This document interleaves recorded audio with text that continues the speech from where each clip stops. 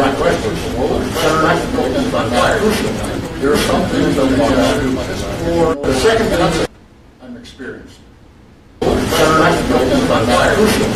are some things that we can do. For the second thing, I do know one thing, experience. I have the experience.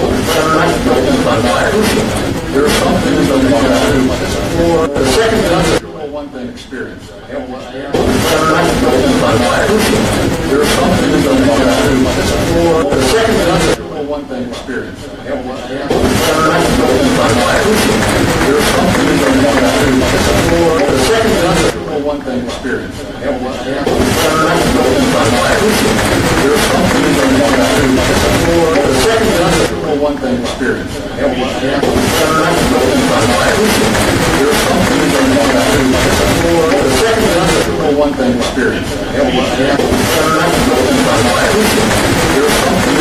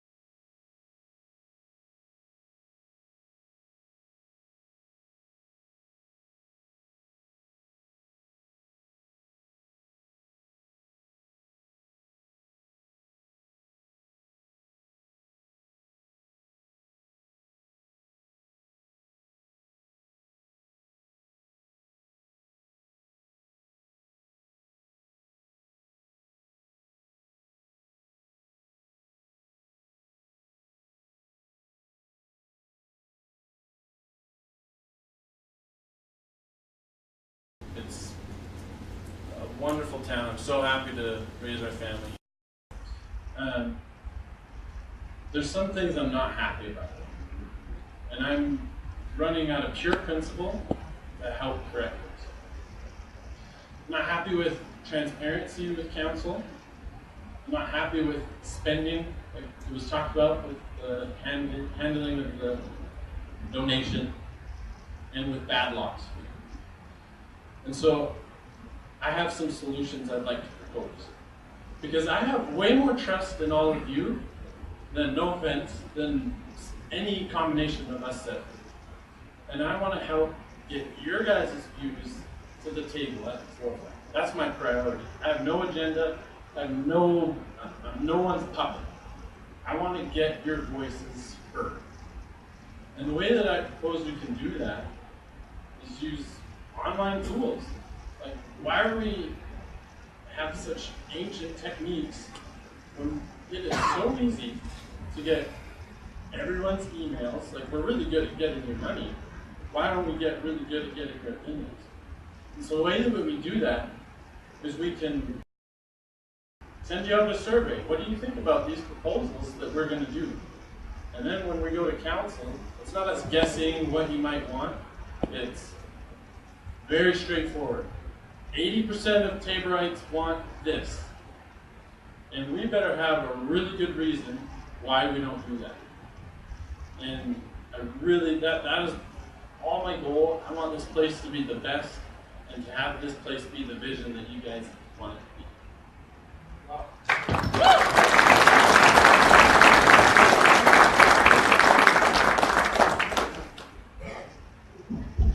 Good evening, everyone. I'd like to thank everybody for coming. This is actually really great to see this number of people in town coming to a forum like this. One thing I do believe in, we should have open houses where we have the public like this showing up to give their opinion and ask questions. My name is Kevin O'Grady. I'm married for 35 years. I have 2 great kids that live here in the town. I have grandchildren here in town. And our family belief is volunteer, give back to the community as much as you can. And every one of our family members do that. This is why I'm also getting involved with council. This is my first time running here in Tabor, but it won't be my first time on council. I've been involved with local, provincial, and national boards, committees, including even international sporting events. I have a lot of experience sitting in committees and boards. I've also got experience being a mayor of the town of Hardisty. That's, if you guys all remember the Keystone XL, that's where it all started, originated, was in Hardisty. So trust me, I dealt with a lot of issues up there over the Keystone XL, Enbridge with their pipelines, the rail yards coming in. But we also dealt with bringing in development to the community. For the small town, which we were, within 3 years we brought in over $5 million worth of development. And that was the council. I myself was mayor, but it's the whole council that did it. That's the way I look at it. The role of council is to deal with your wishes, your desires, your issues. Part of my job is to deal with our MLA and the province to find out how can we get the funds, how can we get support for what we need here in Tabor. Right? I'll be honest, what Edmonton needs, Calgary needs, doesn't really benefit us. We need stuff here.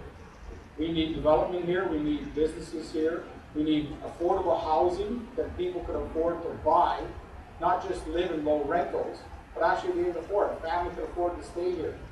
Businesses that are looking for a place to set up their business have to have places for their staff to stay. Okay? Thank you very much.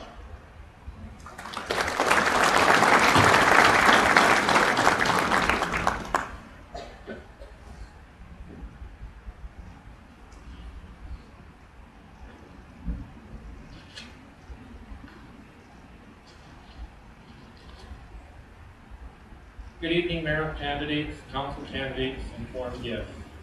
And thanks to the public for coming to this event. My family and I are proud to say that we have called Tabor an area home for over 40 years. During that time, I have owned and operated my own business for 17 years, called the Cranford Superstop. After selling the business to the Department of Highways for the twinning of Highway 3 we moved into Tabor. I was then employed by Rogers Sugar, overseeing their fertilizer operations in Coaldale until the selling of that facility. My next employment journey brings me to where I am today. For 20 years and counting, you will find me with a friendly greeting, happy to assist you as a customer service representative at UFA. I was a counselor for the town of Tabor from 2001 to 2013. During my 4 terms on council, I have been proactive on several boards and committees. Here are a few of the boards and committees that I've been actively part in. I took part in the Municipal Planning Commission, Tabor Police Commission, Subdivision Authority, Internal Operations Committee, Protective Services Committee, Audit Committee, Tabor and District Housing, Tabor and District Handy Bus Society, and the Communities in Bloom Committee. At present, I am a board member of the Tabor and District Museum Society. The town of Tabor is facing numerous challenges and tough choices this year and years to come.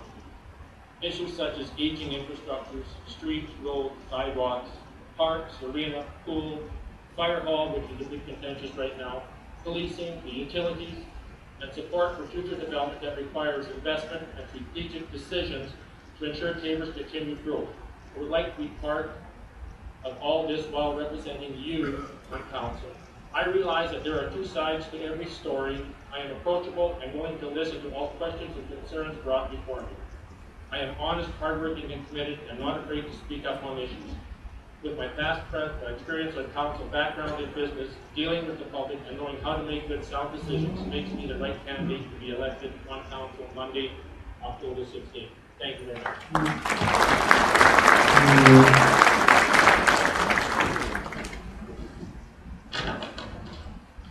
Good evening, everyone. Thank you to the Chamber and to the Sugartown Sweet Talkers for hosting this event.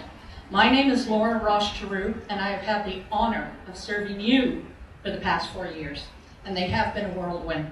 So many changes have happened in these years, some very visible, such as the skateboard park, the trail extension, the development of the Eureka Industrial Park, and some changes you would hardly notice, upgrades and maintenance to our infrastructure, solving drainage issues, the installation of fiber optics, and the development of a first-grade emergency services plan with highly trained personnel. I've been asked about my priorities, and the town of Tabor is my priority. It's development, health, and safety, a place for families to grow and thrive, and I want this to continue. To that extent, I have tried to educate myself on all aspects of Tabor life, from spending part of my day at the Tabor Waste Transfer Site, going on a ride-along with the Tabor Police Service. I've educated myself about assessments, food clusters, irrigation impacts, highway overlays, wastewater treatment, soil treatment, recycling and composting, and tomorrow morning I will be out in a sugar beet field. I am not afraid to confront provincial ministers to get the answers to the questions that I pose, and over the past 10 years, I have developed a strong network throughout the province that I can turn to when necessary. I look forward to partnering with our friends on the MD Council, and yes, I consider many of them to be friends, to grow not only Tabor, but our community as a whole. And to do what is right, it must be done in a holistic way with a focus on all aspects of our community, from business development, public service, to affordable housing, to meeting the educational, health, recreational, wellness, and infrastructure and cultural needs of our citizens. They all go hand in hand. We have a comprehensive strategic plan for the town that will act as a guideline for Tabor's future, a living document that will assist Tabor to reach city status in the best way possible. My Tabor is a safe, healthy, inclusive, diverse community that can celebrate its history, its present, and its future, and I hope to be a part of it. Thank you for coming tonight.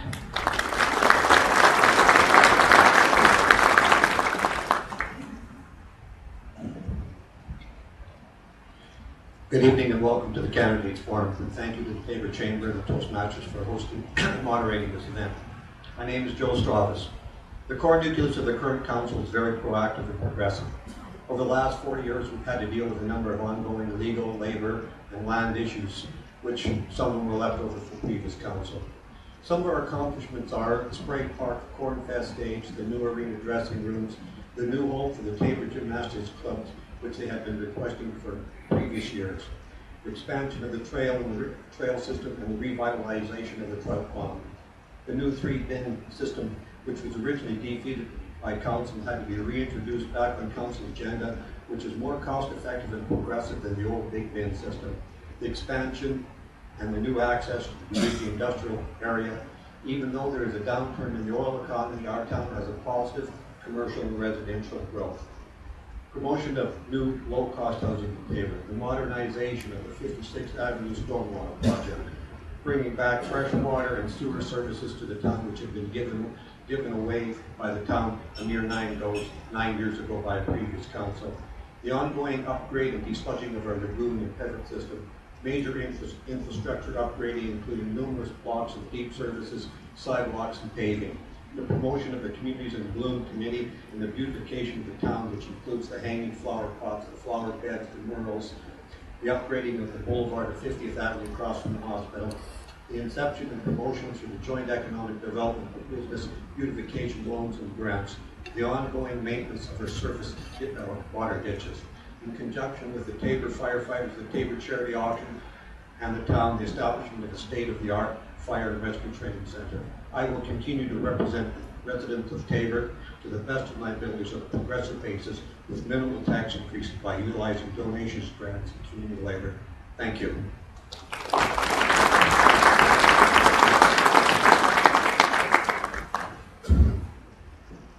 My name is Louis Jams, and I am running for a seat on the council for the town of Taber. I'd like to thank the Chamber for hosting this event, the Taber Sugartown Sweet Talkers, and you, the public, for coming to listen to this. I have served on town council for 6 years. The last term I decided not to run for re-election. Watching what's gone on in the town of Taber, I believe that there needs to be some new faces on council. And I think as a council, we have to watch how we spend our money. We have to maintain a low tax base. We have to watch that our seniors are comfortable within our town, that our seniors are looked after. But so are our children. So are the kids that walk our streets, those that live here. We are unfortunate that our federal government, in their infinite wisdom, legalized marijuana. We, as a town, must make sure that it's sold in the right spot. We can't stop it. But let's make sure it's not hidden in the back. And I believe that I can do a good job on council because I've always looked at things one way. There's my way, there's your way, and there's the correct way. I promise you, if I sit on council, I'll find the correct way. I'm hoping for your support on Monday. Thank you.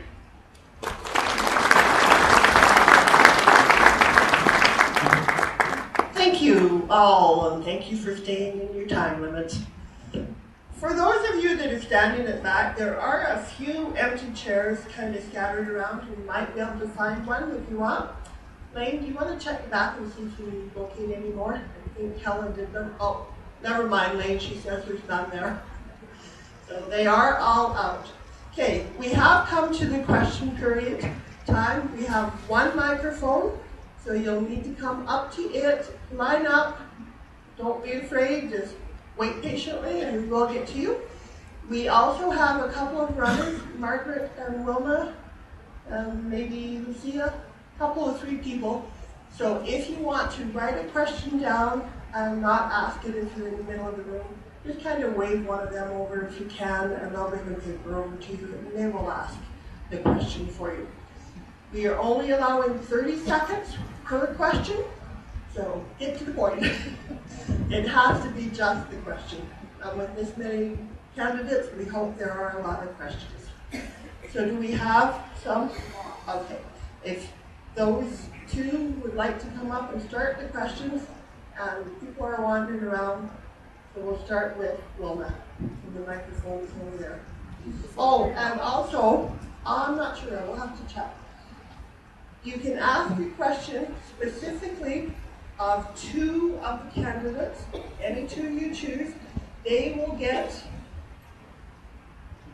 2 minutes. 2 minutes to answer that question, those 2. If any of the others want to make a comment or response, they can, but they will only have 30 seconds to respond. So make sure when you ask the question, you decide who you want the main comments from. Testing. I'm one of the Sugartown Sweet Talkers, and these are questions that have been turned in. So I'll start with the first question. Some council members' discussions and comments have been overheard and widely reported as being inflammatory at the local level, regionally, and perhaps even provincially. What steps would you as mayor take with council members to ensure that the town of Taber and town council are depicted as fairly and positively as possible by the media in future reports? And these are for the two mayor candidates.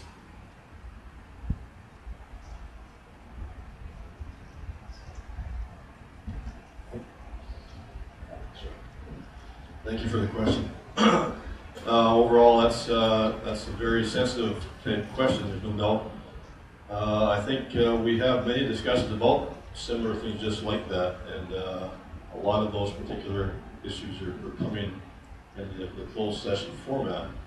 So the bottom line with issues like that or information like that, that doesn't belong anywhere but the closed session variety, and we attempt to keep it there for a purpose. And if there's something that needs to come out of that particular closed session format related to a topic, that comes out publicly by way of motion. And that's all that should be discussed, is what's ever discussed that related to the motion that was made related to that topic.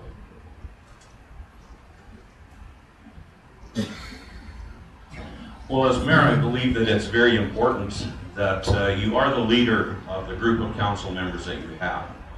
And if a report comes back that there was a council member saying things that are derogatory, abusive, or anything like that, I believe it's the mayor's responsibility to bring that council member in, sit down with them, and make sure that the information that has been bandied around is actually what happened.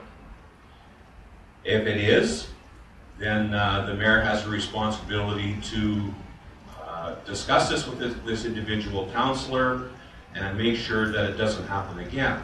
If it is such an effect that it affects, as it can do, the entire council, then this council member should be have to come before council, to sit in front of council, and have council deliberate and decide what's going to happen, because we can't have people, especially council members, saying things that detract from what council is trying to do in any way. It just can't happen. As a motion is passed, even though we may not all agree and vote in favor of a motion, that motion becomes a motion of council. And we must support it to the best of our ability. That's just how it is. We may not like it, but we have to support it. And I would hope that this kind of a situation would never happen. Thank you.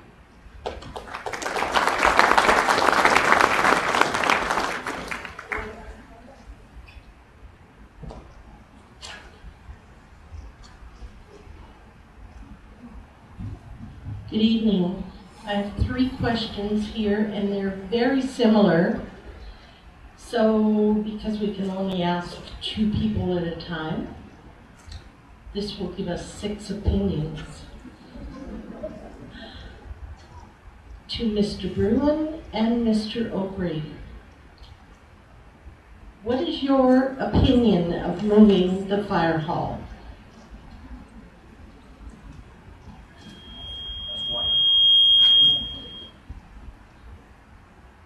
If I may sit, I will. I have got a bad ring. My opinion on moving the fire hall, there's a lot more to moving the fire hall than maybe even the public's aware. We have a public works building which is overflowing, and part of the plan is to extend our public works into the existing fire hall. So we're not then required to build another building for the public works. The location has not been decided. There's been some misinformation out there. We tested 2 plots because the town owned that property. We had to test that land to see if it was even viable to put a fire station on. We're still yet to hold open houses with the discussion of where we may locate it. There's some really good spots, but it's going to be expensive. If we're able to put it on a property which the town already owns, it probably saves us $500,000 doing that. The fire station, where it's situated right now, is not within our HERF zone. So it's harder to service the new development that's going on in the north end of town. I'm for moving the fire department, but we have to do it wisely and with the public support to do it. So, thank you for the question.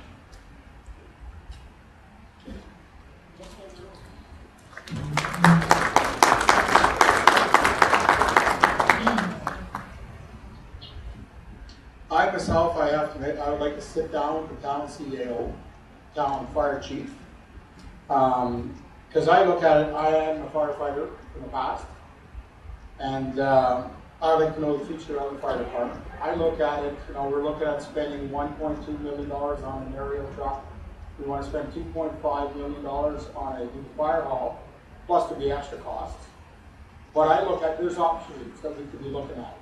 A aerial truck that they want to buy, we can look at buying a used Quint, which is a dual aerial plus pumper.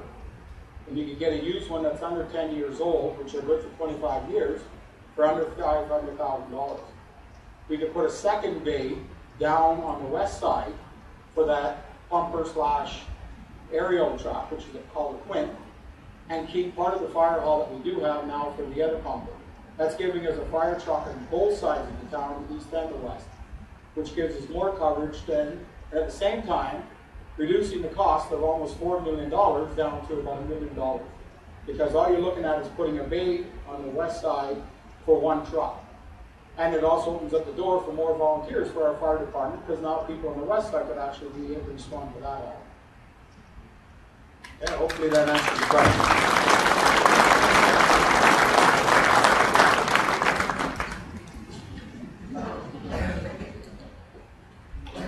The next question is very similar. Yes. We will. She said she's got 3 questions that are very similar, so they're all dealing with the fire department. So after all 3 of those are done, then we'll let everybody else have a comment. Maybe Louis and Laura could answer this.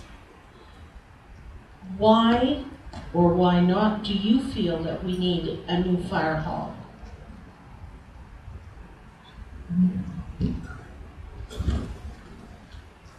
Thank you for the question. I don't necessarily know if we need a new fire hall. I don't necessarily know if we do. But current council has looked at it and come to a decision that we should look at looking at a new fire hall. If elected, I will look at a new fire hall. I'm not opposed to it. I'm not necessarily in favor. But I would think all the facts have to be on the table. All the questions have to get asked. All the answers have to be given. At that point in time, then the community needs to say yes or no. We need input from the community as to what we're going to do. Do we build a fire hall or not build a fire hall? But without all the questions being asked or answered, I'm not sure we're ready to build a new fire hall.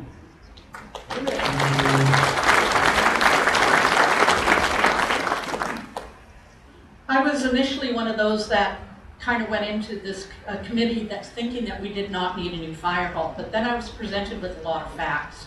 Right now, with the HERS standards, they ask that we can show up at a fire within 10 minutes.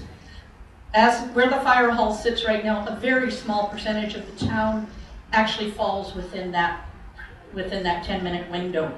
Mind you, the rest of the town has a response rate at 10 minutes at 90% of the time. But still, the entire town is not covered. Another reason for a new fire hall, the Flexible Solutions fire. That night, the wind came out of the southwest and the smoke blew over our fire hall. The firefighters that were fighting the fire would use up their air tanks and would have to go back to our existing hall to refill their air tanks. We take it from the outside air. It needs to go through a series of dampers to remove the particulates. And because the smoke was blowing over the fire hall, they didn't know what was in it. It took longer to refill those tanks. And that made it very hard for our firefighters to refill and to go back to the fire itself. Being in an industrial area, I think it's not a good place for a fire hall, but it also does not belong in a residential area. We need a new fire hall, but when or where it gets built is still up in the air, and how it'll all be financed still needs to be answered. And believe me, we will not do any of that without public consultation. Thank you.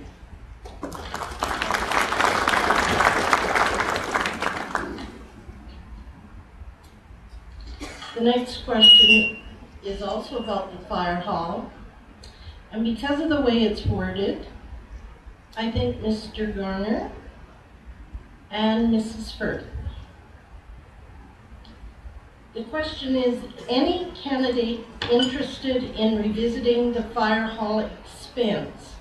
Because to many it seems we are patronizing the developers at the cost of the taxpayers.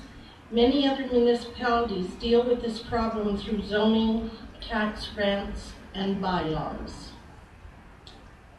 That's an interesting question. I had the opportunity last week to sit down with Nathan Cote of the Tabor Fire Department and educate myself somewhat with regards to HIRF, which stands for High Intensity Residential Fires. And I learned quite a bit. So I can see both sides of the story here. I don't think that we should rush into doing anything quite yet, but I understand why we need to look at that, because I think if we can't respond in time, then precautions have to be built into new homes that are expensive. A sprinkler system for a typical home outside that HIRF zone is about $10,000 to $12,000, I would say. And I've sold some of those homes, and I've talked to contractors, and it is costly.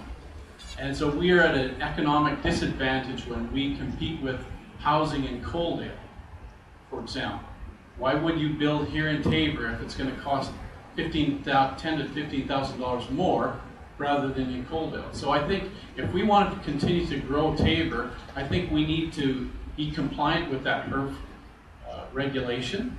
And the motto of Tabor is unity, growth, and prosperity. And I think we need to look at ways to grow Tabor. And if by spending some money and moving that fire hall in the appropriate way, with appropriate cost, then I think we should look at it. But I think that's a topic for the public to decide on. So I would say stay tuned on the fire department situation, because I'm sure there's more to come.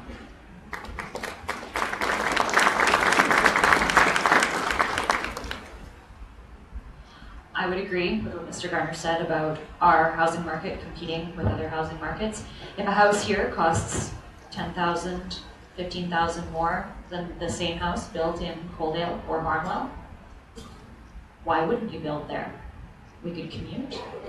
Another thing is the extra infrastructure when you talk about setbacks. So the other option, besides installing a sprinkler system, is increasing setbacks to houses. So you have a bigger lot, which initially looks pretty good, but again, that costs more. Also, all the infrastructure underneath that, the sidewalks, the water and sanitation pipes, for every extra foot of concrete between houses and sanitation pipes and everything underneath, it costs an extra $1,800. So an 8-foot setback costs an extra $7,200 to the town, and in turn to the taxpayer. So I think when we talk about that, dollars and cents, it kind of makes sense that yes, we do need a new fire hall. Do we need it right now? I don't know. Thank you.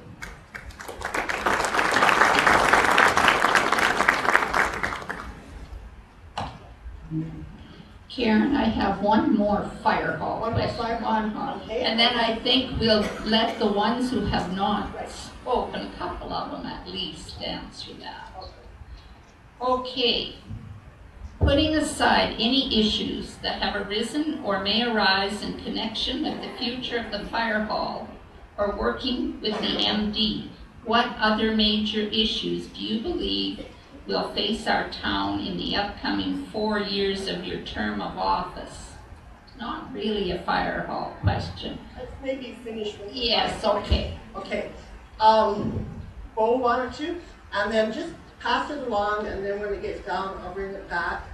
And if you don't have a comment, just pass it.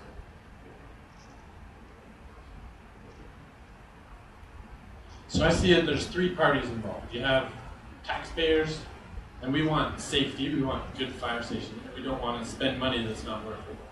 And then you have developers that don't want to spend money on the regulation of the HIRF and the extra money, and they need to save money. And And then you have the firemen that they need good equipment and they want to be able to do the best job that they can. We need to support them. So you have three parties, and we have to figure out where the financing comes from. And I think there's been a mistake using the donation money towards it. Is that 2 minutes?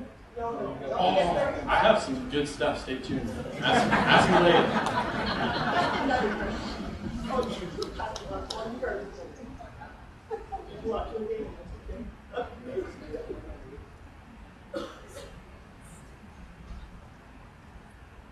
So as a part of my effort to be more accessible to residents, I started a Facebook page for my campaign, and I asked on there residents' thoughts towards a new emergency services building. I had a lot of good ideas. One of them is that we could have a substation. There's the idea of having a police station, but at this point in time, the funding isn't there. We need to look at the funding, and we need to find where we would do it before we figure anything else out. I also want to mention, I have talked to some of the insurances in town, and they say it will have no insurance impact where it is in town. So you're not going to save money on your insurance by being moved to a more central location.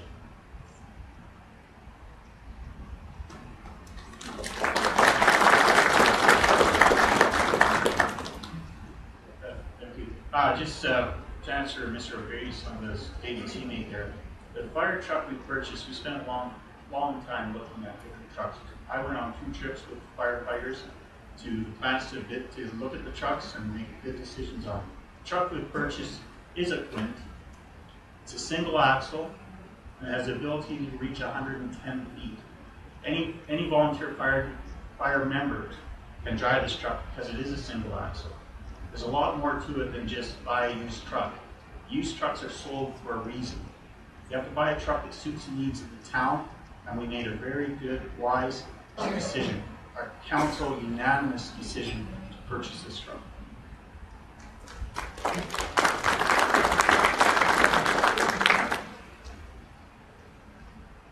To build or not to build? That is a burning question, eh? You know, it seems to me that the rationale somehow is a little convoluted in that we are largely a volunteer fire department. We have 2 full-time staff members, of course, but you know, when a fire call goes out, in my estimation at least, it's either people working, volunteers, in their job during the daytime, they're home having supper with their families in the evening, or they're sleeping. Fire call goes out. They have to go from their home or their job and respond to the fire call, get to the fire station, get into the clothes, make sure there's enough people. I don't understand why moving the fire hall is going to make a big difference on the response time. The response time is just a number. It doesn't mean a whole lot to me. Thank you.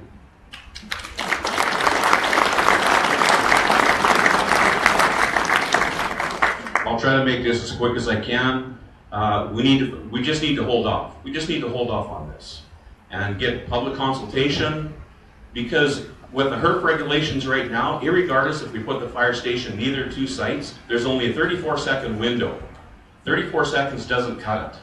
We need to take the time to make the right decision as far as this HERF and the response times and things like this. The money that's been set aside is set aside. It's there to be used for this or something else. Okay, so we just need to just be patient and pick the right spot. Thank you.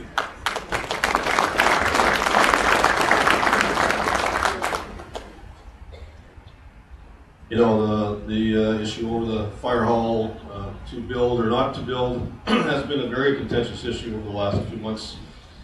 But I can tell you, as Councilor Ross Giroux indicated, there's been a lot of thought and legwork involved with coming to that decision, and it was basically 2 years in the making to come up with that decision. So, in the end, it was a unanimous decision by council. I was like Laura, that very unsure about whether or not that was an actual need, but with all the actual information involved, there's a lot more to it that the public has been aware at this stage and needs more of that information to make that decision as we did. And we do support that going forward, but the location is a big issue right now and wants consultation and good input that way. Thank you.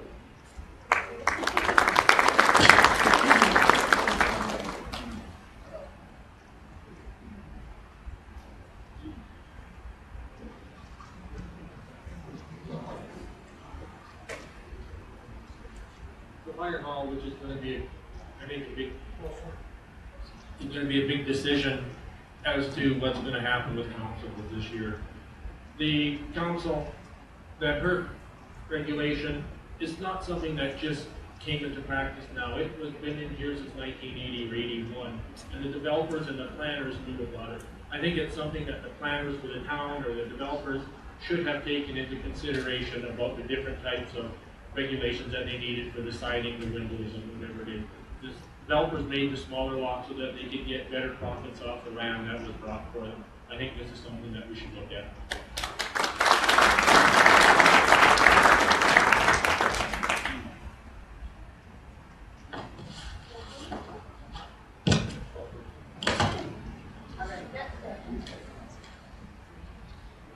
Okay, it doesn't say who to ask this question of, but if there's anyone who hasn't had a chance to put in some words, this is a really good opportunity.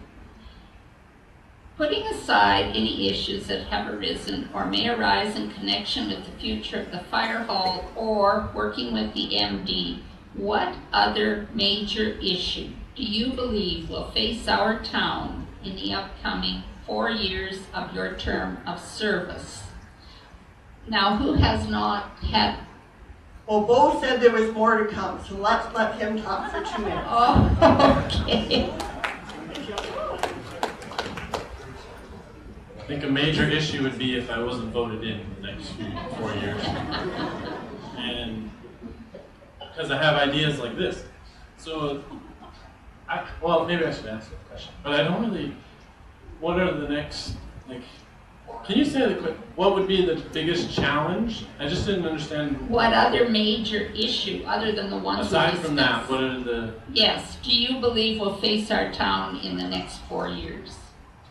I have a high priority on fiscal conservatism, and I have our debt here. It's $7,024,681. And to me, that's a big issue, because we had interest on our long-term debt was $428,000. And so if you think about that, say average taxes that you pay on your house is $2,000. That means there's 200 households whose money is just going and paying off our debt payment. It doesn't do anything. Think of 200 houses, that's a big chunk of people. Or think in your neighborhood, that's a significant amount of waste. And so, to me, number one priority would to be making plans to get out of debt and to make it a big priority, because that, to me, that's sickening, and I don't like that. And so that, to me, is a big challenge for the future, is for us to balance our budgets. And so I think using public knowledge, getting that data, will make it much easier to fight those challenges in the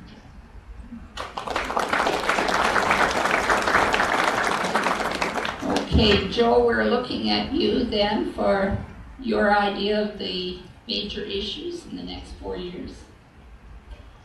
Well, just to talk a little bit about financial management, the town is in great financial shape. And this current council here has developed that there and has put away money. Now, just because the town is $7 million in debt doesn't mean it doesn't have extra borrowing power. You have to understand, some of that debt is debentures held out to the gymnastics club, Cable District Housing, the Cable Golf Course, so that debt is spread out, and those different entities all pay for that. The town is in sound, solid financial shape, and as long as we're progressive and promote the development of a new industrial base, which offsets our tax basis, will continue to prosper. Last year's tax increase to the residents of this community was under 1%. And I think that's something that we can continue to look forward to and to keep involved in the future. Thank you.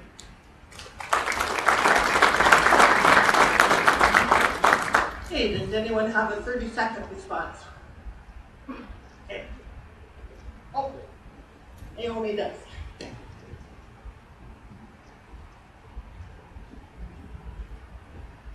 the other two candidates have already talked on financial responsibility. I'm just going to go that one.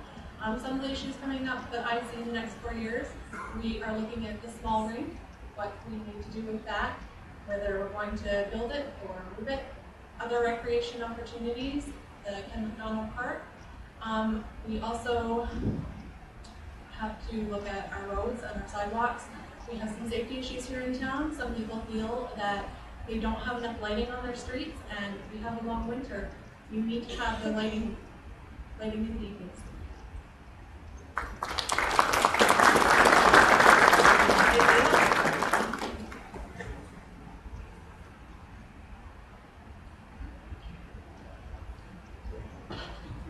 Thank you.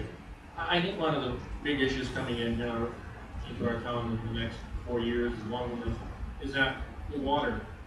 I think we're all looking for industry, we want industry to come to our town, but if we can't supply water to the industry, we're not going to get it.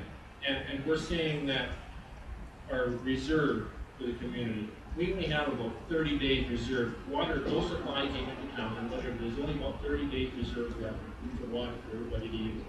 Any agricultural business or anything, we have to increase our supply coming into town. We need to annex an area so that we can put up another lagoon. I believe these are things that we need. Low-cost housing, I think, is very important. But without water and offering businesses and agricultural opportunity to supply water, low-cost housing is second.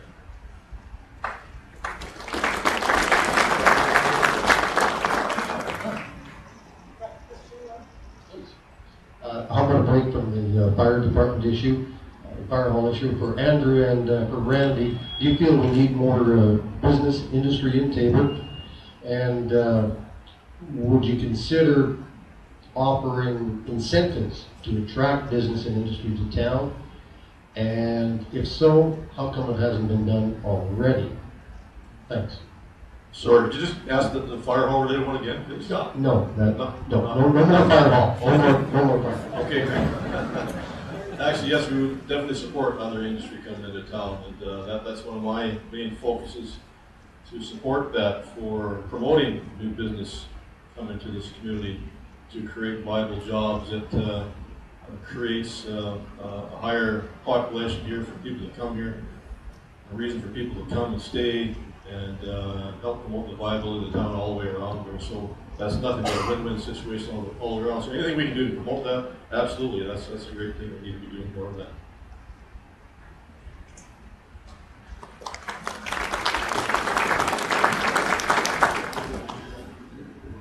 Everyone in Western Canada needs to be aware that Taber is open for business. We live in a very, very pristine part of the country. Highway 3 and 36 intersections are right here.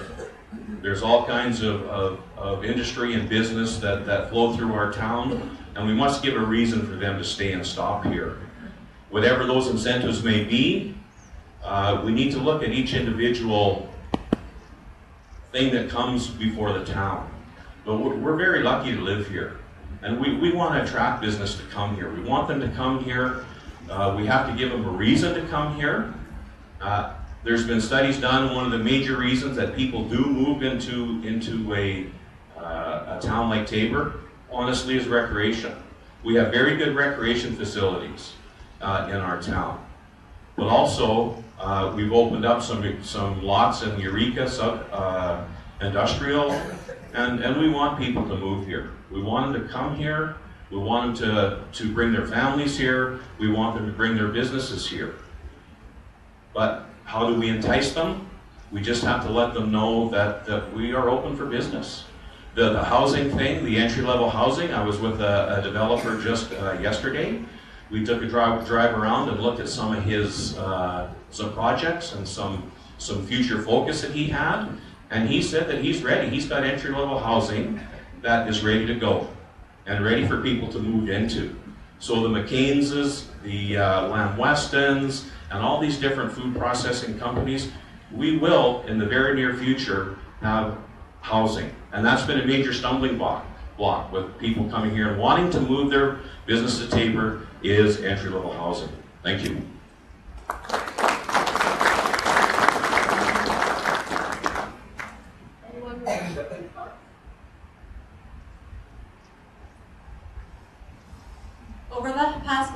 taken some time. I went and talked to current and former business owners in town, as well as the managers, and they feel that there's some stumbling blocks to opening a business here in town. They say that it's really hard to get funding unless you're part of a franchise, so it's harder to bring businesses into town. They feel there's not enough support from the town in terms of advertising and promoting our downtown core, especially having signs around the Civic and encouraging visitors, such as hockey tournament visitors, to visit our local businesses. They feel that we need to focus more on events to bring people into town to spend in our town.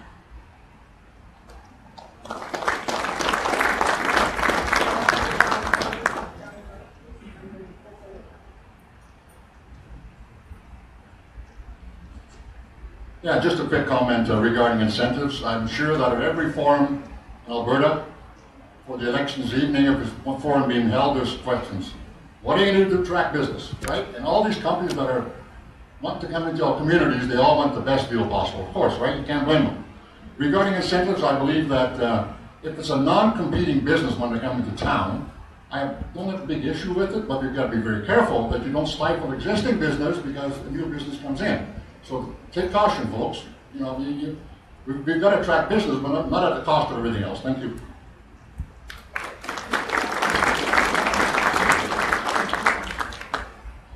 I think attracting new business is important. I talked to somebody about potentially offering tax breaks to new businesses. They said, well, yeah, but how does that look to existing businesses? Which is an excellent point. We need to support our local businesses that are already existing. Growth is good, though. Growth is good for existing business. So we need to work with our current businesses through the Chamber of Commerce, through, again, I agree, more events, and promote our town, and also improve our recreation facilities. They're pretty great already, but it attracts more business and more people.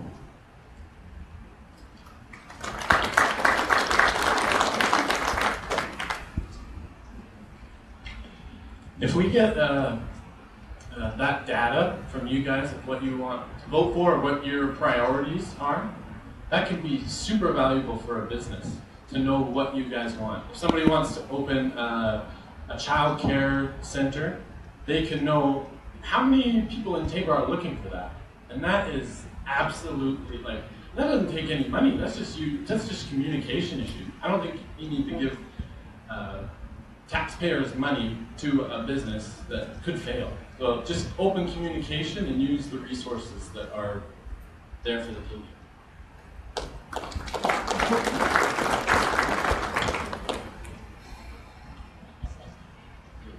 I just want to mention that Tabor has been open for business.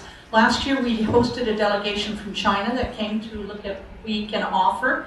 And also the news yesterday, the federal government has hundreds of millions of dollars available to invest in superclusters across the country.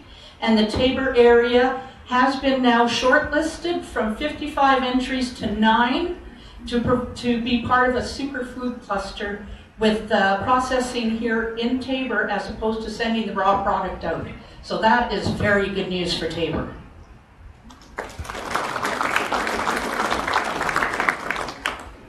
I do support giving incentive to bring business to the community. We have a 1% increase in property tax in the town of Tabor. That equates to about $200,000. Inflation running at 1.5%, the money's gone. So yes, we need to grow. You're not going to without it. Now, Mr. Grant Hunter here is from the province, and I know that they're talking with Calgary and Edmonton, supporting them on bringing Amazon. We have Amazon in Tabor. We have 50,000 more employees. We're out of housing.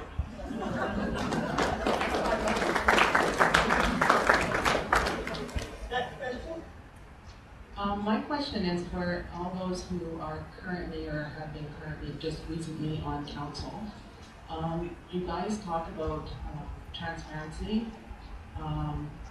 being there for your community, you're there for the people. My question is, with this perfect example, the fire hall, why was it not brought to the public, to the people of the town, to see what we feel about it? You guys made the decision that you should maybe be going with it, and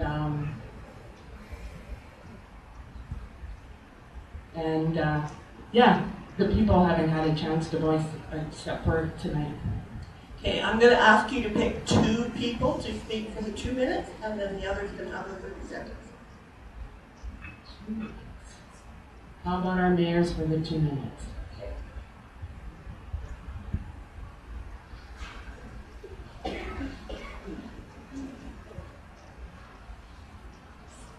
Thanks for that question. Basically, that's kind of a tough question in some ways. Bottom line is there's a variety of decisions that are made by council members. We are elected for that purpose. And in this case, we didn't feel there was a need to actually ask that of the public as far as a need or not. As I said previous, this has been going on for the last 2 years to come to this decision. And there's been a lot of information on the table. All things considered, in all fairness, possibly we could have disclosed more of that information. We plan to disclose more information regarding the location of the new fire hall suggested. But honestly, I guess that question was tossed around briefly, but didn't believe that was an actual need to consult the public whether or not we needed that or not. That's what all the research was for, and the HERF committee research was for, which came to that decision in roughly 2 years. Thank you.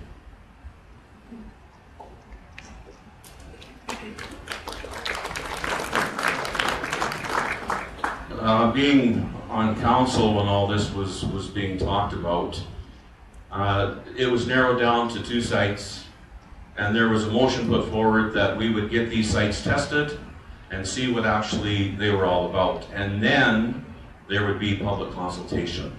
After this, the public, we'd have plans, you could come in and look at it and give your opinion. I personally have spent a lot of time talking to people within the town of Taber and asking them their opinions, what they feel about the proposed sites, different things like this. And it was overwhelmingly that the public needs to be consulted, that either site should not be chosen because of their proximity to senior housing, to playground zones, to parks, to a spray park, between 2 schools, and a letter from the school division saying we don't really care for these sites. So that was all taken into consideration.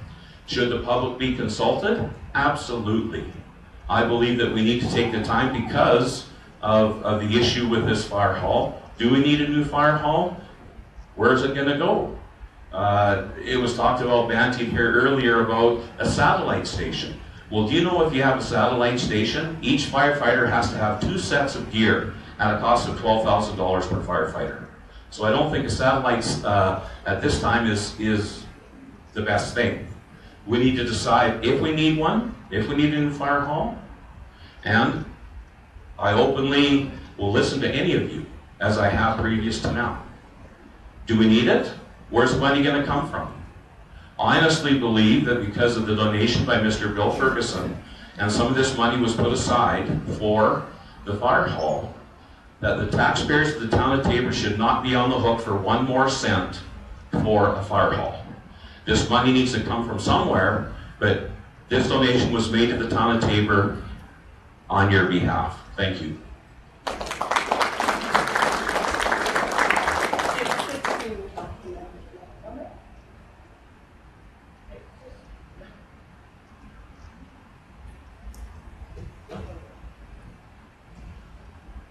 I don't think most people understand how council works because we've bantered this fire hall issue around for 2 years.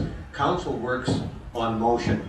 Administration cannot do or proceed down any kind of a path unless council makes a motion. Council made a motion, and consequently administration goes forth and goes down a path. And that path then becomes public so that there can be public consultation and input. And there will be public consultation input before this decision is made. Thank you.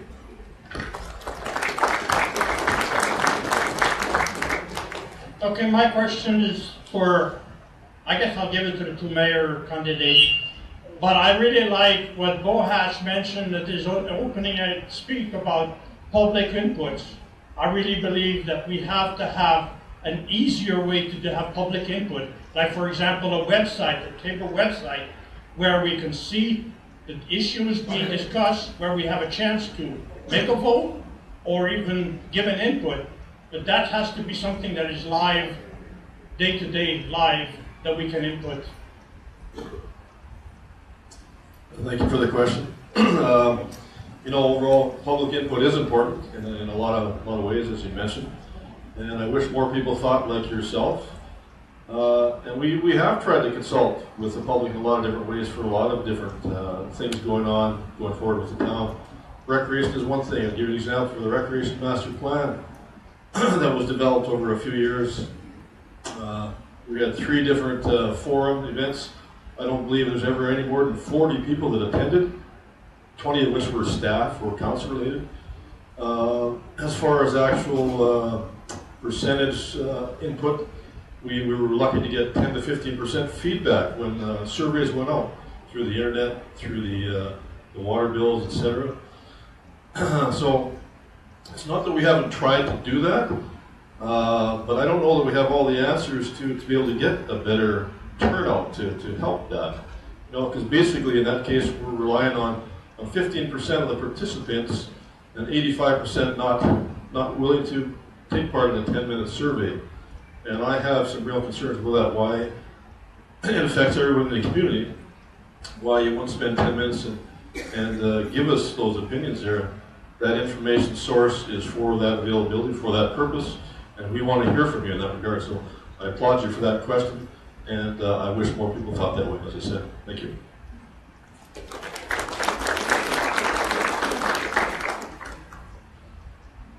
Yes, and that's a very good point, because the town of Tabor in the past has tried using social media and different avenues to get people to come out to forums and things like that. It really hasn't worked that well. People are busy, or they're not aware of it, and so they don't come out. And this is where, when I had to send my little issues into the Tabor Times, I mentioned in there that we need to have some public forums, public meetings, an evening with the mayor and council, or different things like this at the community center. So as major issues are coming up, major concerns, the people have an opportunity to come, to sit down, to ask questions, and to become informed. Because sometimes the information, the worst place to get information at times is at the coffee shop, and sometimes media doesn't report on how it should be, and doesn't give the true meaning of what is trying to come across as council. So I believe that an open public forum needs to be held, that you as the citizens have an opportunity to come and talk and voice your opinion. But if you don't come, we can't come to a forum like this and say, why aren't you more open? Why aren't you more open-minded? Why don't you talk to us more? Council does try. Council tries, but it has to be reciprocating back, that the citizens will take the opportunity to let us know what you believe. Thank you. Yeah, just a brief comment. I differ from Randy a little bit in that I think that the local media, in particular Tabor Times, has done a pretty darn good job of reporting what happens at council. And if there's a misinterpretation, well, you know what? We all make mistakes, but I think it's been pretty good. You know what? It's a small town here, guys. If there's 7 people on council, 1 mayor and 6 councilors, pick up the phone and phone a councilor. You know, that's how you get information. I know it's some of the stuff the young folk call archaic. I think it works.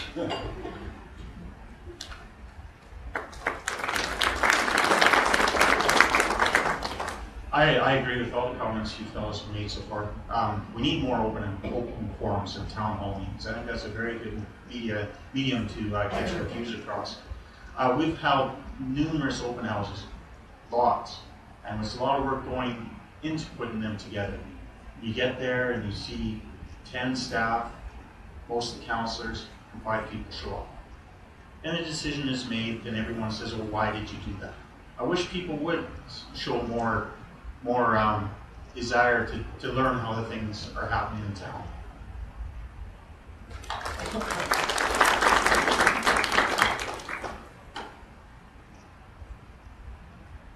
I I believe a big part of transparency is accessibility, and we have a lot of options to us now.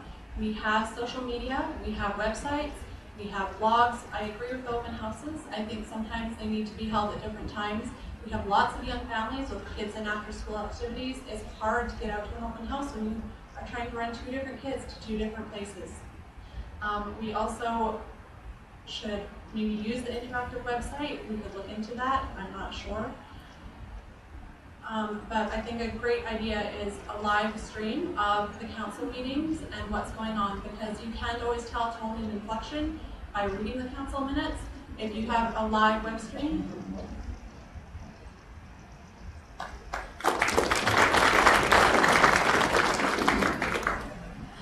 Town hall meetings are great and open houses are great, but you talk about how much time and money and that you spend putting them together and then the turnout isn't there. Well, why don't we ask on more than one platform? Throwing out a question on social media or in an email or in an online survey costs next to nothing, and then people can respond how they like. One of the tenets of marketing is if you feel like you're beating somebody over the head with a message, they're probably only just hearing it. So we need to ask the question more than one way. And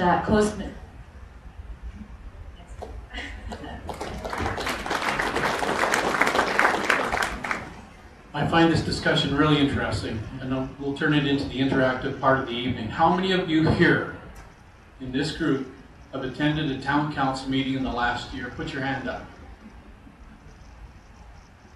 Okay. They're every first Monday. They're every third Monday.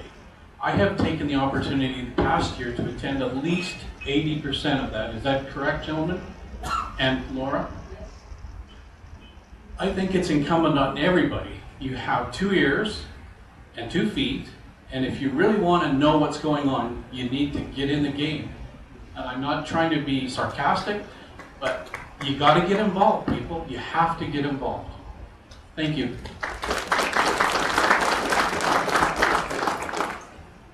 I think going to these meetings are great and it's awesome. I'm trying to replace that.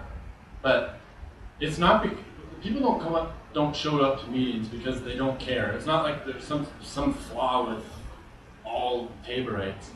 We can do it way, it's just not an efficient use of your time. You make a decision. I'm not going to go.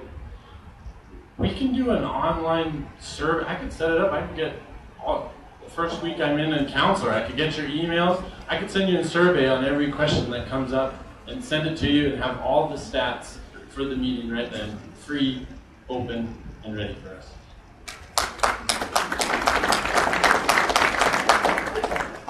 One of the most important parts of all this is keeping it transparent. The best way to do that is to give you the complete council package, the same thing that councilors get. And if you have a concern, you can contact the council in advance, right? We bring it forth at council saying these are the issues that we're hearing about it. But until you get all the information, and that includes the finances, right? It's very hard for you to know what's going on, especially when council likes to go in camera on a lot of issues. I'm one who believes you go in camera only when you need to. Thank you. I think social media is a great way to get out there and get questions answered from the public. I think on social media, I think you're going to get more of a truthful and responsive answer, because when you've got people coming into a group, you ask them to stand up in front of the mic and ask a question, there are many that will not do it. So in social media, we can get a more truthful question as we pass it out, and you can get a better answer from the crowd as we get it back in. I think that's a good way to go. And as far as getting information off of the internet with the council package, it's hard sometimes to get it all off of there. It's a big package. I just want to mention that the town has been on social media for a few years now, and as a matter of fact, we do have a communications officer. You can find the Facebook page. Many of us on council have Facebook pages where you can talk to us. Council packages are available on the town website for anybody that wants to see them. The agendas are there. And also, we've done the surveys, we've had the open houses. And we've had open houses over 4 or 5 hours to accommodate everybody. You've got to come.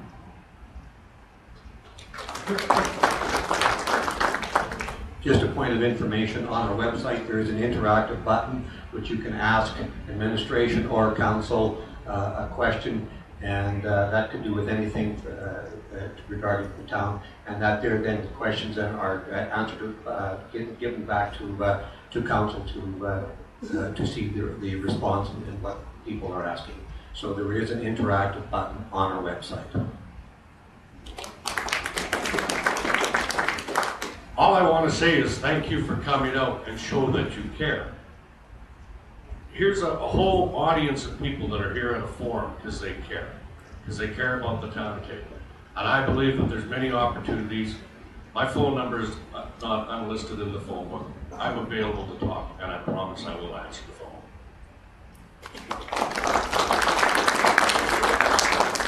I wasn't going to ask a question about the social media because I'm sure 90% of you know that I just got a cell phone myself about a year ago, and I'm not a computer geek, and I'm sure a lot of the seniors in this town aren't either. But my question is, everybody says we need new business in Taber.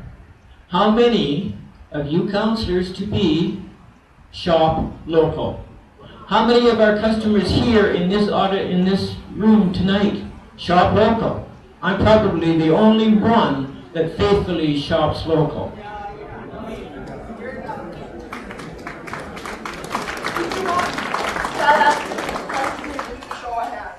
Well, if two of them want to answer the question, they can. Maybe I would ask that for Bo. He seems to be a social media geek, so. All right, Bo, shop local. Yeah, I love shopping local. We have a little small business and we get postcards and advertisement sheets and labels and stuff. Get it all local. It's awesome. It's way better. You can talk to them in person, and I love it. Shop local. It's awesome. That's all I got.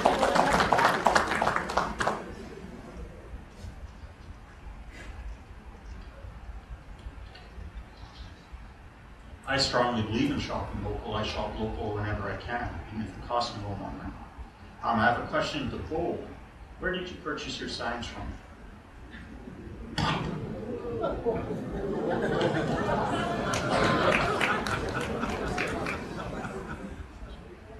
From a place in Texas where there was a bad storm, and I helped her.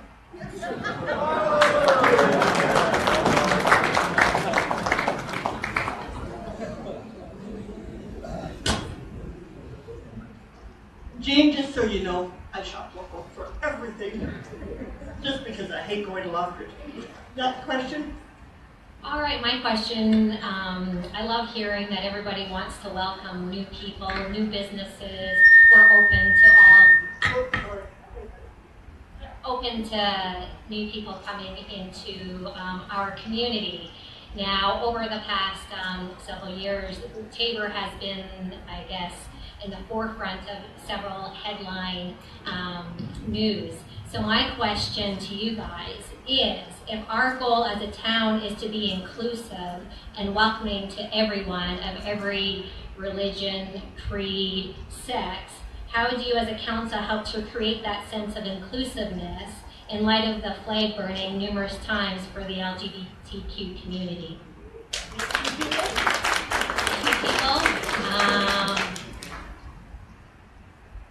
I'll pick Mr. Gardner and Mr. Joe.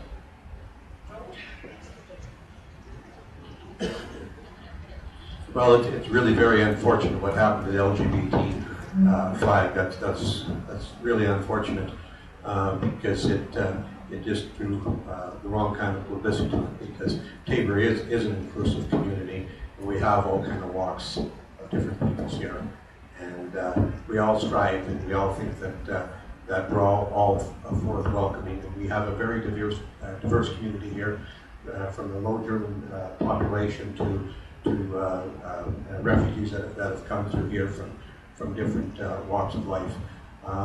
Yeah, it's a difficult question, and it's one that we all strive to make our community a more inclusive place.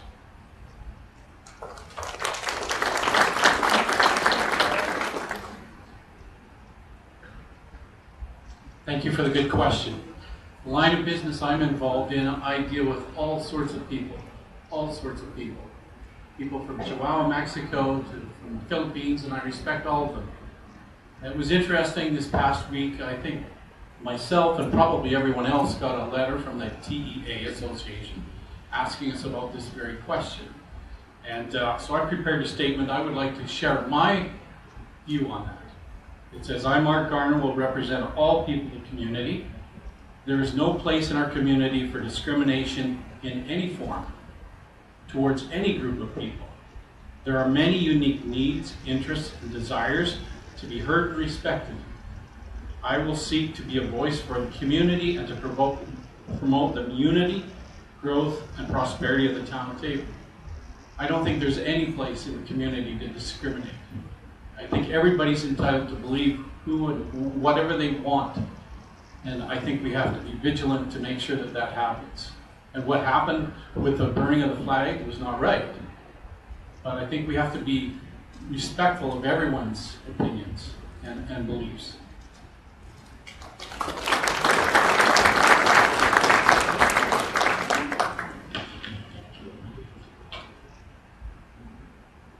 We have just barely over a half hour left. Do we want to continue with questions, or do we want to let everybody have a little wine? Up to you. Questions? All right, we will continue that way. I just wanted to say, what a good-looking bunch. This town's got a great, good-looking bunch of people out here. I'm really surprised. Good job. My question is for the... Can I? My turn first? Oh, then sorry. You? Okay. As far as inclusiveness, talking to each other, education, get to know each other. Maybe this sounds a little hippie-ish, but I think the more you talk to people and try and understand that we have more similarities than differences, and we're all working towards the same goal: health, happiness, prosperity, regardless of religion or sexual orientation or race or any background. So.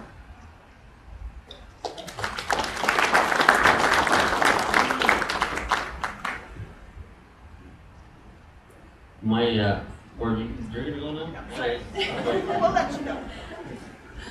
I agree with what has been said already, that we need to accept everyone, no matter who they are. I would like to present that maybe we should have a multicultural event in town so that we can sample different foods, learn about different people and different cultures, and see what they are about. I also want to add that I know some of you are not on social media. I have worked to create a group in town that's called Taber Rocks, where a group of us, we paint rocks and we hide them to help bring joy to other people so that they can re-hide them.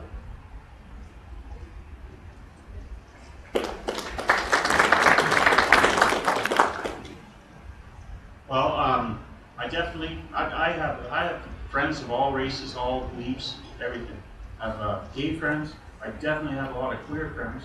And I don't judge people by that. I judge by them in here and how they respond to the community and participate in the community. So I don't care what color you are. Everyone has their ideas, and together we can come together to good conclusions on different issues.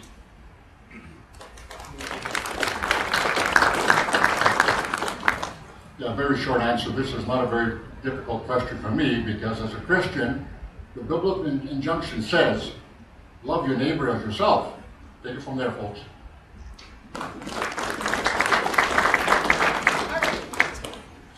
Okay, my question is for both mayor candidates. What can the Chamber of Commerce do to help you guys promote local businesses in our community?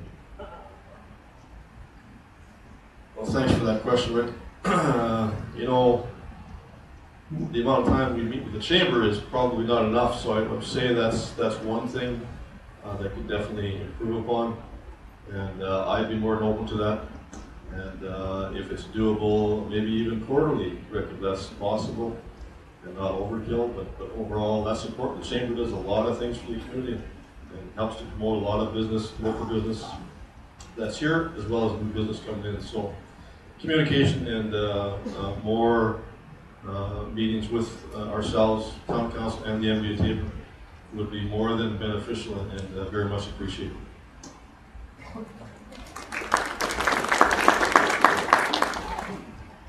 Yes, and I agree with Andrew. Communication is the key. The town of Taber and the Chamber of Commerce is much stronger together than they are apart.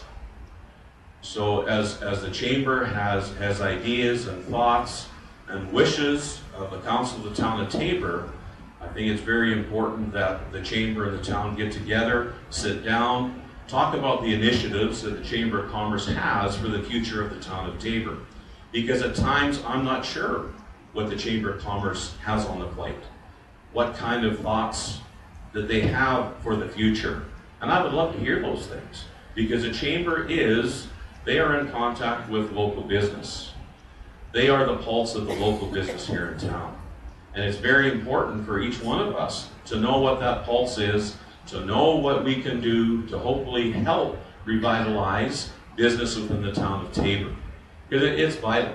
We don't have as many businesses in town as we used to have, unfortunately.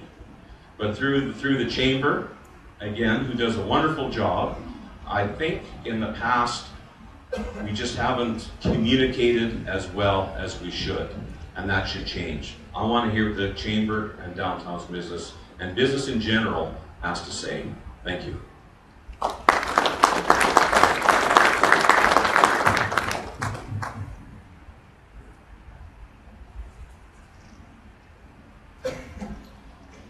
As a Chamber member for the last 10 years, it's been a privilege to serve with the Chamber. And I will say this, as the chairman of the Cornfest Committee for this past 2017, I will say this. We have had spectacular, phenomenal support from the town of Taber this past year for Cornfest. We've had fantastic, spectacular support from the MD of Taber. And the Chamber stepped up. And it is a four-way partnership. When we do Cornfest, it's the town, the MD, the generous donations, and the Chamber. And it works really, really well when we're united, and we get more and more united as it goes.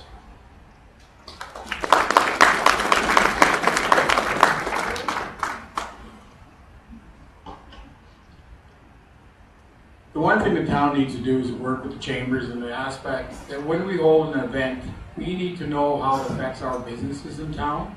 One suggestion was holding an ethnic day. That's a great thing to do here. We've got a multicultural, that majority are immigrants that have come to Canada, whether first generation or second generation. Some are freshly new here in town. Our chamber, when we hold an event, we benefit the businesses. To find out what happens with those businesses is having that communication directly with them. Thank you.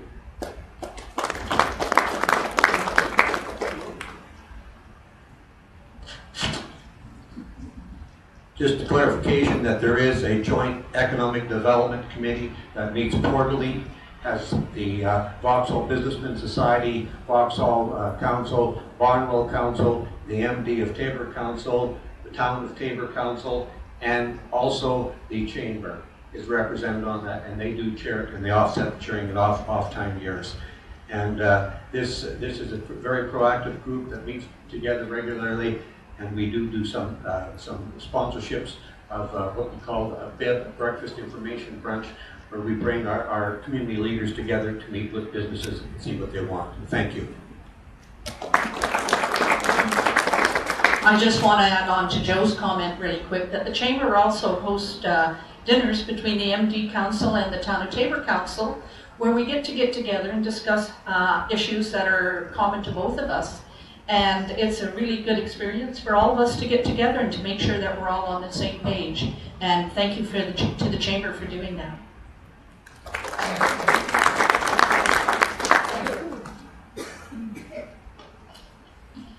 Next question is, I have three questions here. First one is for the two mayoral candidates. What do you know about the tendering process for town projects? And what is your level of commitment to hiring and supporting local trades and family businesses for such projects?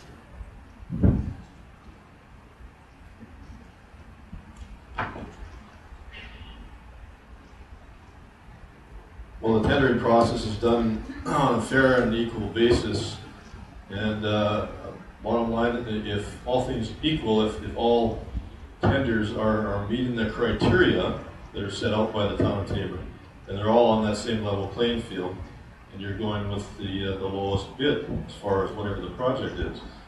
So, in the event that something doesn't meet the criteria, then that particular person or business tendering doesn't fit the complete criteria mix, so they're out of that mix, if you will. But if they're on that level playing field, they say the bottom line is back to the lowest tender, whether it be in town or out of town, as far as the business involved there. But it is done on a fair and equal basis with complete transparency and information, along with the town of Taber reps to attend different locations with those particular contractors to go over things with a fine-tooth comb of what's required, what's asked, and all have the opportunity to ask the same questions, or as many questions they need before they actually submit the tender. So it's on a very fair and equal basis, and obviously we'd love to support more local business in that regard, but the bottom line is if there is an out-of-town area business that tenders at a lower bid, and it meets all the criteria, then that's the bid that is chosen as a successful bid for that particular project or purchase.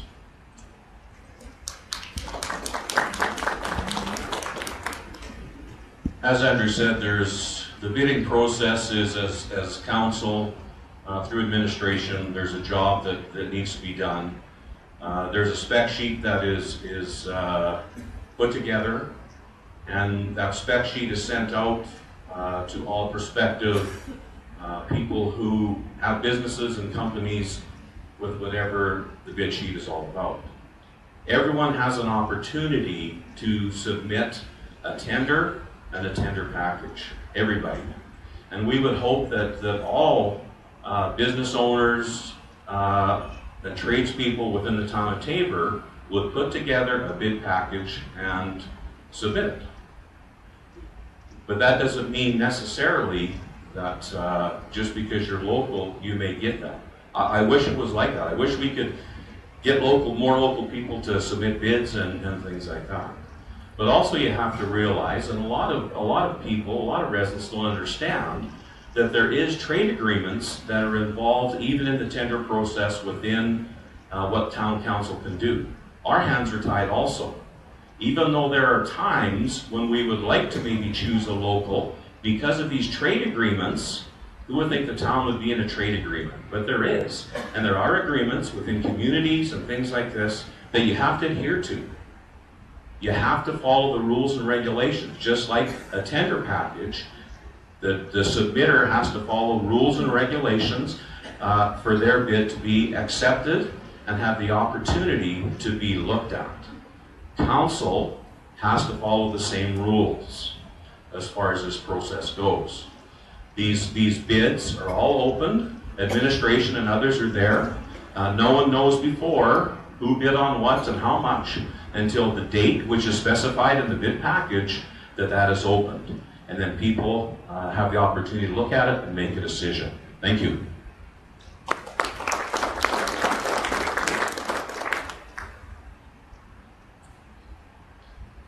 The next question is for Garth, John, and Louis. During the last 4 years that you have not been on council, what have each of you done in the community to show that your desire for a council seat is to continue your commitment to serve the citizens of Taber?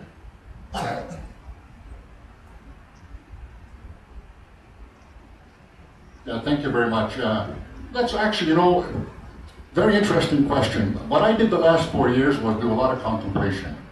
I'm not one to be too big about you know, thinking back to what could have or should have been done, or what the present council was doing and not doing, I had some reservations regarding comments, what the present council was up to. There were some decisions made, I thought, that were not quite as smooth as could have been anticipated. I did join the Board of Tabor Special Needs, and like I said in my little opening speech, I really enjoy it. But by and large, I just sat back and contemplated, and I think because of my energy, I have a lot to give, and I want to continue giving. Thank you. But good question, though.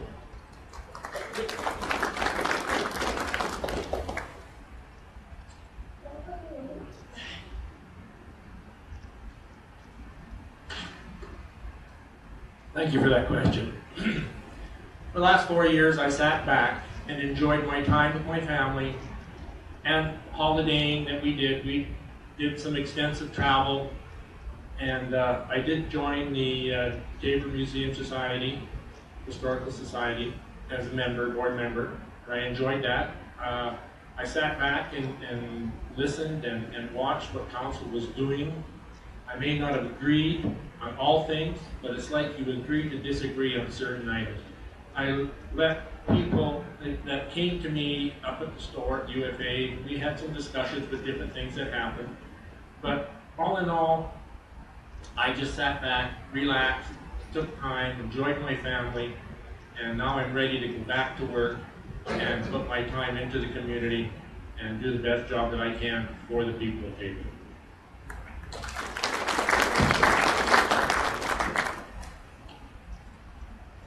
Thank you for the question. Very good question. The last 4 years since I got off of council, and I did not run at the last election. I had made a conscious decision not to run last election, to take some time. Number one, to sort out a few things in my own life, some health concerns, some brain concerns. You know, am I really doing what I should be doing? I sold my businesses. I have no business partners and nothing. I have taken a contract job with another organization. And I spent time learning how to be a husband, how to be a father, and how to be a grandpa. Turns out my grandkids love grandpa because they get to spend time in grandpa's garage. But I did take the time to read, to broaden my horizons, to take a few courses. I am ready to serve Tabor as a steward of Tabor. That's what I've done. Thank you.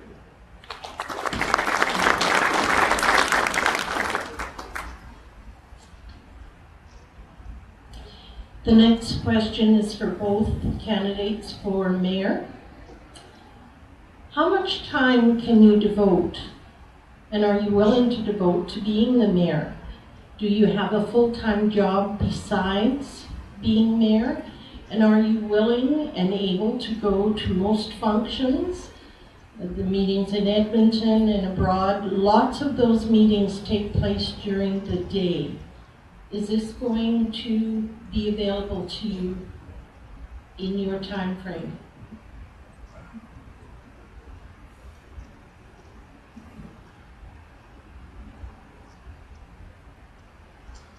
That's basically yes to all those questions for me. Bottom line is yes, to commit to being in the mayoral office or town council specifically, you have to devote a lot of time and be prepared to look at that as a priority. And yes, there's many functions that we as council members or the mayor is asked to be at, if at all possible. And I try to get to as many of those as possible. If I cannot get there, one or more council members generally do. As far as traveling elsewhere on town business, absolutely, that's very important. That has to be done. And I do I worked periodically in the last several years with a friend of mine in the irrigation business, but that has since slowed down quite a lot for myself. So I do have more time in that regard. I am retired from the law enforcement world, and I do have the time and willing to do whatever it takes to be in that mayoral role as the ambassador for Tabor for that electoral office. It does take a lot of time. There's a lot of extra time and commitments required for that purpose, and travel is part of it. And represented in Edmonton or Calgary or wherever given meetings are held is definitely an important part that needs to be attended and needs to be reported back on for Town of Taber and our town council and administration. Thank you.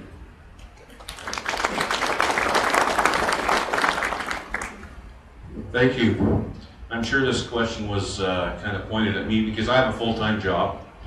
I have worked for Taber Irrigation for 38 years.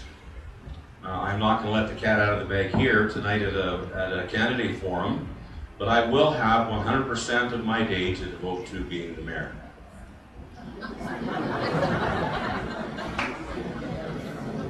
So, irregardless of what needs to be done, I'm ready and I'm prepared to do it. I'm not afraid of hard work. I never have been. I'm a worker. And I'm ready to work for the people of the town of Taber, irregardless if it's in Edmonton, wherever it is, at the Mayor's in Reeves, whatever needs to be done, I'm ready. My family has bought into this. We are ready to have a husband and a father and a grandfather that is the mayor and that is ready and willing to serve the people of the town of Taber each and every day.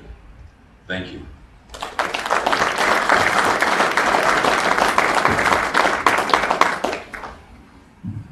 Hi, my name is John Andres. I volunteer with the Taber Fire Department, so you know it's going to be an emergency question.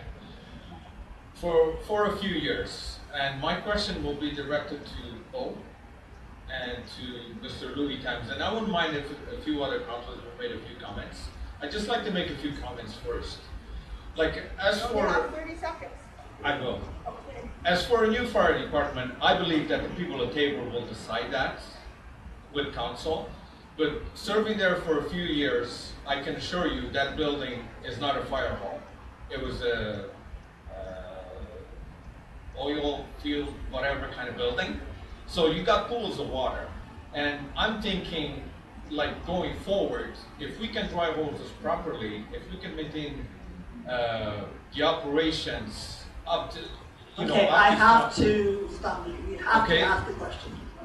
My question is, going forward, it concerns me deeply because I'm not a politician, but I want to see where you guys stand when it comes to the Taber and the MD. If you are willing to get back to the table, to have a mutual aid agreement, because I'm thinking when you have an accident going Highway 36 or Highway 3, halfway to Grassy or whatever, we could be there in 5 minutes or practically at the same time. But I'm just wondering if you guys are willing to get back to the table to serve the people, because it doesn't matter where you're from. And you said Bo and John? Mr. Louis, and I wouldn't mind a few other councilors. Yeah, we'll give them the 30 seconds. But who did you want for the 2 minutes? Bo and Louis. Yeah, I think that boils down to, I guess, the relationship that we have with the MD. And from what I've understand and read, that it seems like there was a issue of pride and bullheadedness, and there's two sides to the story. I'm all about just reason and truth. Like I don't think I can be offended, and I don't think I'm that offensive. I can just look at what the facts are and let's work together. It sounds very logical to make it safe and work together. Why not? And I have no issues with that. I don't know if you're talking bringing the fire stations back together or the ambulance services. Yeah. Because I think that water's under the thing. It's probably too late. They've invested a lot in their own fire hall and stuff. Yeah, I'm open to what's true, and also then open it up to the public for them to put in their research and what they want to do too.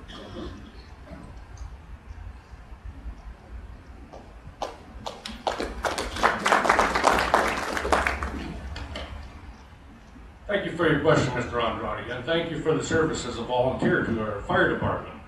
My answer to yours is, growing up, I was always taught, one door closes, another opens. So to have another conversation with the MD, if the MD is willing to have another conversation to revisit the issue, absolutely I'm in favor of having a conversation. And I would facilitate that. I have, in the paper, I said, let's stop calling it a fire hall. Let's call it an emergency services building. Because the emergency service part of that goes out way more than fire trucks. And thankfully, we don't have a fire every day. But most days we have an accident. And that's where emergency services goes. But I would be more than willing to reopen that conversation anytime. Thank you.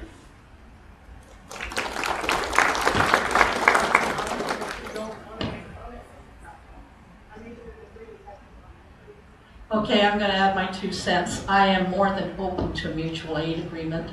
I think it benefits everybody, and we are a community, the town and the MD combined. We want safety for everybody, and also very open to discussing a regional fire service. I have no problems with talking with the MD about that at all. Thank you.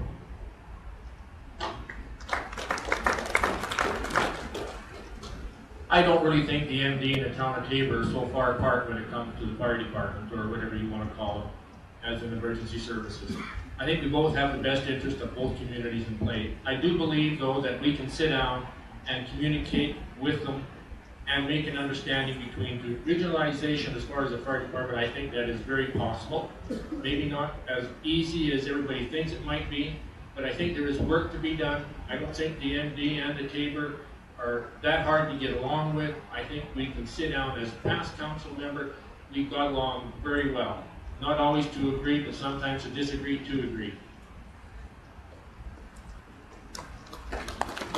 John, as you know, firefighters is a brotherhood. They're automatically, if you needed the MD to assist you, they'll be there, you would be there for them. As a council, we need to look at, yes, we have to look at what's best for all the communities, and that would be working on a mutual aid. If you need assistance, you need to be able to have the MD there and vice versa. There's times where I know the town has gone out recently to cover calls in the MD, and that's what it should be automatically, without any hesitation. Okay?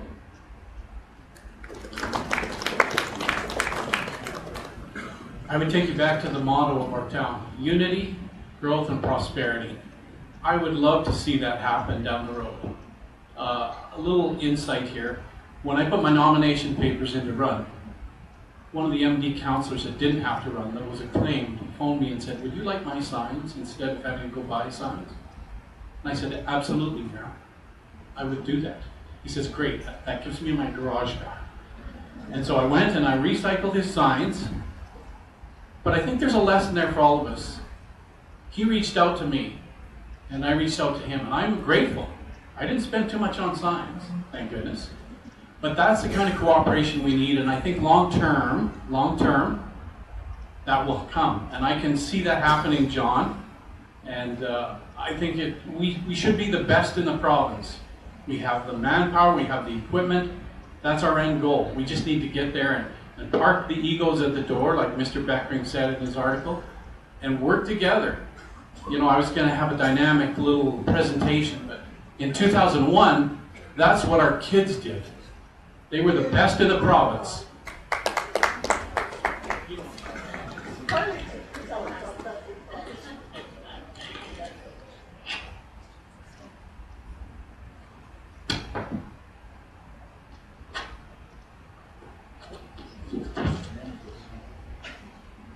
Actually, right now, I do believe, someone please correct me if I'm wrong, we do have a mutual aid agreement with the fire departments. If we need them, they will come, and if they need us, we will come. I was very sad to see the fire department split like it did. I think it was unnecessary, and our doors are always open. I'd like to see them join again, because together we are much stronger. We have a great bunch of volunteers, and we're very lucky to have the volunteers that we have. I hope, again, one day we'll all be together. It makes sense to have one central unit instead of two.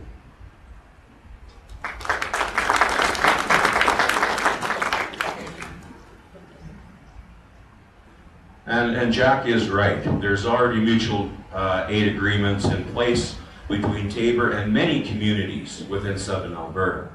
If they have a catastrophe, we're ready as a volunteer service and emergency services, ready and willing to go help anybody, irregardless of who it is. And we certainly wouldn't leave our neighbors to the north, south, east, and west of us in a lurch if they needed the town of Tabor's help. We would be there as quick as possible to give aid to the MD And they would do the same in reciprocation to us. I know that they would come and help Tabor as soon as they could. Thank you.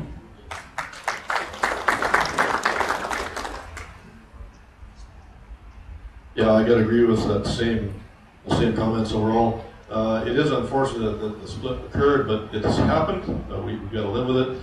It's just something we had to agree to disagree for both MD and the town of Tabor. And we have to look at it that it was good for the MD, their decision, their choice. And we just got to move forward. You know that they're all emergency service people, as our fire department and ambulance service is, and absolutely, they're just there to help. And all they need to do is call us for our help, and all we need to do is call them for their help, and we'll be right there. Okay, we only have like 6 minutes left. There are 2 people, Gwen and Wilma, and Wilma will only let you ask 1 question. I think you have more than that. I will only let the 2 people that you asked respond. All of the candidates have said they will stay after the meeting. If anybody wants to talk one-on-one, they can do that. So go ahead. First of all, I'd like to thank the women that are running for town council today. And years ago, I used to write a column in the Tabor Times called A Closer Look. And I feel like I'd like to bring a closer look to something you were talking about earlier. I would like to thank town council for having it open for residents to come to the meetings, the open meetings. And my thought is to the residents, if there's a place to go to ask questions, then where are you and where are they? They're there waiting, and I just feel like one time I had a concern, and I went to every counselor, I got a petition. Anita, a question. Okay, and so we went to the meeting, and the town stood up for us, and that's how it works. And so my question is, I guess, to, if you want to say anything, but is to the residents, again, where are you? And Facebook, people don't ask real questions on Facebook or through media. They say things they'd never say in person. Thanks,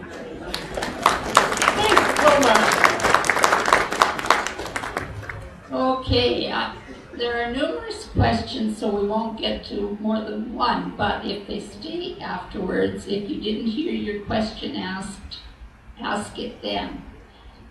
I have a question which I will address to the 2 mayor candidates. Will you promise to rotate this year all council members to new boards? I think that's a great question also. I think you have to look at the whole picture as far as anybody's background, number one, as far as the fit. And I think that's a good idea, actually, all things considered, to do some rotation.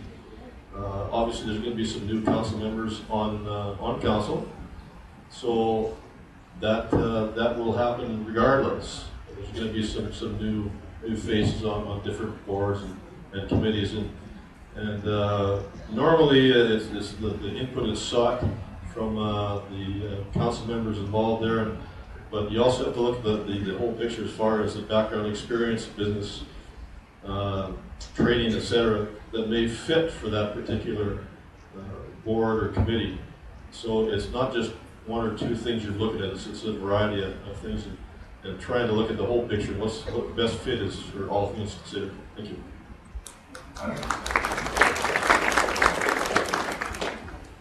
Now, the process that's been put in place for this is, of course, the mayor visits with each member of council and discusses with them their talents, abilities, where their likes lie, and then from there, council and the mayor makes a decision on where they fit in the big scheme of boards and commissions and things like that. Honestly, believe that there needs to be some change. It's good for people to change and go to a different board and learn about that board and commit their time and effort and talents to the furthering of that board. I think it's a very good idea. Sometimes we get complacent. We get on boards and commissions and we get complacent and maybe lose a little bit of our pizzazz to further that board and commission.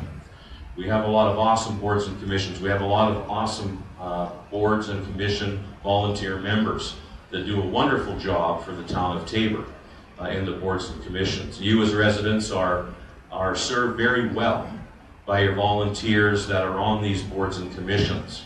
But again, I'll reiterate here, I believe it's not a bad idea. But there is a big learning curve.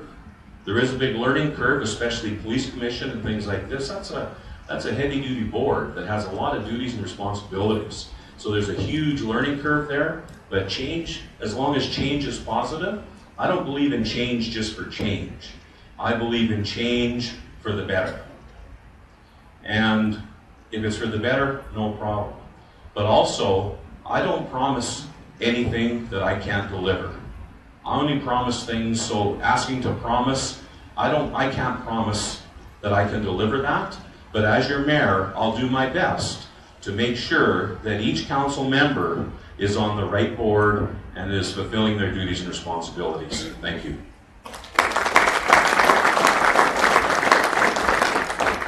Okay, on behalf of the Sugartown Sweet Talkers, I want to say thank you. It was a great crowd. Thank you to everybody running. Go out and vote Monday at the community center, the civic center, from 10 o'clock in the morning until 8 o'clock in the evening. There will be lots of room there, so make sure you go out and do it. And take advantage of the fact that they're willing to stay a few minutes to chat with them. Thank you for coming.